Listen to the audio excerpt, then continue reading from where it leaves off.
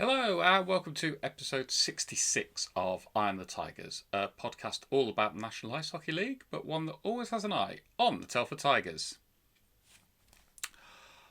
One quick thing to catch up on, forgot last week, so huge apologies. I touched upon Scott McKenzie hitting 500 assists for the Telford Tigers, but did miss out on Danny Rose getting his 200th point for the Telford Tigers the previous weekend. So apologies, Danny, and congratulations on the milestone. And here's to a few more points. It's great to have you back in the team.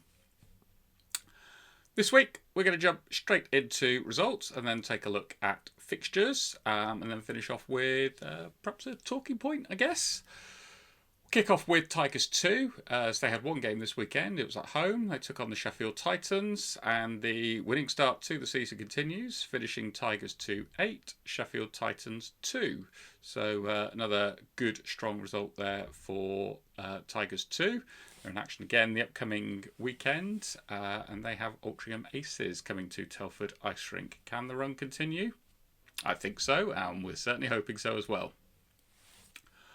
National League results. It's just Saturday and Sunday this weekend, so we'll kick off with Saturday's action.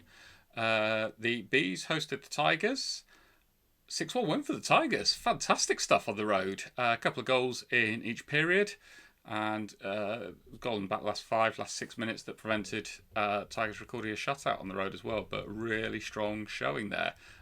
Excellent stuff. Wildcats hosted the Seahawks. This one was pretty tight, as I thought it might be. Ended up going to overtime, and the Wildcats won it in overtime, winning 4-3. Steel Dogs hosted the Knights. A bit closer than the last time the Steel Dogs hosted the Knights, but the result was still the same. Again, 7 goals. The difference being this time Steel Dogs got 2 of them, finishing Steel Dogs 2, Knights 5. Lightning and Phantoms. Local derby, it went to overtime and the Phantoms won it on the road. Phantoms winning in Milton Keynes.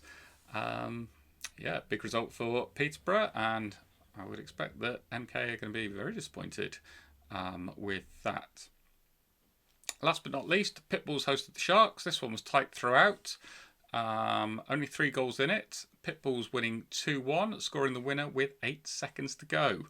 Super tight stuff, and both netminders there getting man of the match. On to Sunday. Tigers hosted the Bees. Another weekend of back-to-back fixtures for the Tigers, having had Leeds the weekend before. They'd lost both games against Leeds, and against Bees, they won both games. 2-0 win. David Thompson with both goals for the Tigers. The first goal, another flick between the legs.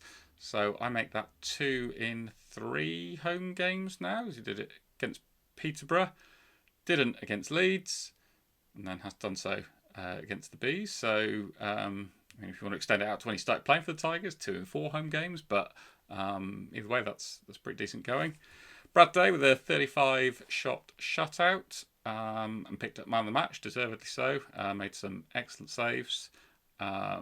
Just looked like the Brad Day that we know and expect. Just making saves and just generally that massive wall. Really good result for the Tigers.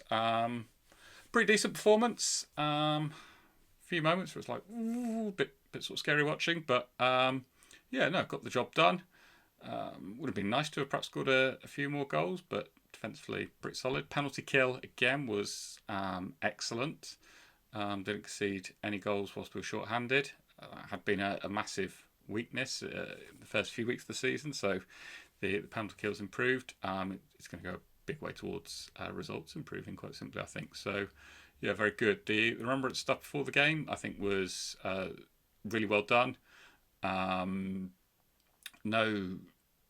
sort of, I wish it had been a bit different on that. I think it was excellent. There was a replay at centre ice. There was a bugler. It was just really good. And then own loan shirts available at the end, as you could probably tell over my shoulder. Very fortunate to get one of those from Devon Skaleski. So, nice one to add to the collection. And thanks, Devon, for taking the time to sign it and post for a couple of photographs as well. Greatly appreciated. Enough about the Tigers anyway, although I could talk about them forever, as I'm sure you've probably guessed. There were other games in the National League. So Hull hosted Milton Keynes. Well, this one had goals galore. Seahawks 5, Lightning 9. Plenty of goals in that one. And a big result for Milton Keynes. They bounced back from the loss on home ice to record a win over Hull, a team that, realistically, they're probably in sort of some direct competition with in terms of silverware. Not to take anything away from the Phantoms. I know they're defending playoff champions, but, for my pre-season predictions, I had Hull right up there with MK and Leeds. Speaking of Leeds, they hosted the Wildcats. Wildcats took a 3-0 lead. Would it be enough? Short answer is no. That one finished Knights 5, Wildcats 4. Kieran Brown scoring 4 goals in that, and I think he picked up an assist on the 5th goal as well. Just goes to show what difference Kieran Brown can make, quite simply. Good comeback result there for the Knights. Raiders hosted the Steel Dogs. Raiders 6, Steel Dogs 3. And Peterborough recorded a 4-point weekend by beating the Bristol Pitbulls 6-4. Upcoming weekend. Action on the Friday night. Pitbulls host the Wildcats. The Derby, the West Country Derby. Pitbulls are doing pretty well at home, actually, at the moment.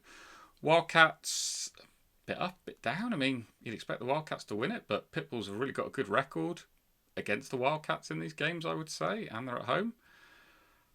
I'm going to go for it. I'm going to go for the Pitbulls to win that one. Maybe overtime, but yeah, I think Pitbulls can win that one. Lightning host the Steel Dogs. I fancy Lightning to win that one. On to Saturday. Raiders host the Tigers. It's going to be tough. Romford at home have been pretty strong all season. I think it would be fairly safe to say. Definitely a tough test. I think the Tigers are improving. Defensively, looking more solid. I think it really helps having Danny Rose back. Offensively, Thompson and Henderson have settled in really well. Thompson's on, I think it's 10 points, and 6 of those have been goals from his first 7 games. For Henderson, it's 11 points and 9 assists in that. But yeah, Raiders, tough place to go at the moment. I'm going to say, yeah, we can get a point. Obviously, if it goes to penalties, I guess anything could happen. But yeah, I think we can get a point on the road. It's going to be tough, but I think we could do it. Wildcats host the Phantoms. It's going to be tight. It's going to be cagey. Wildcats just to nick that one on home ice. Sharks host the Pitbulls. I fancy the Sharks to win that one. Turn around the loss that they recorded on Saturday. And then Knights host the Bees. Knights to win that one. Sunday night, it's Tigers against Lightning. Everything would suggest a Lightning win. The only thing that I can say is normally once a season we pull a performance out against MK and record a win. It could be Sunday. I'm not saying it will be, but I'm just saying it could be.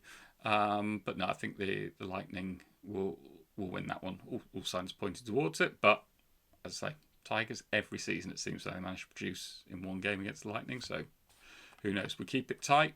Definitely with a chance there. Steel Dogs host the Raiders.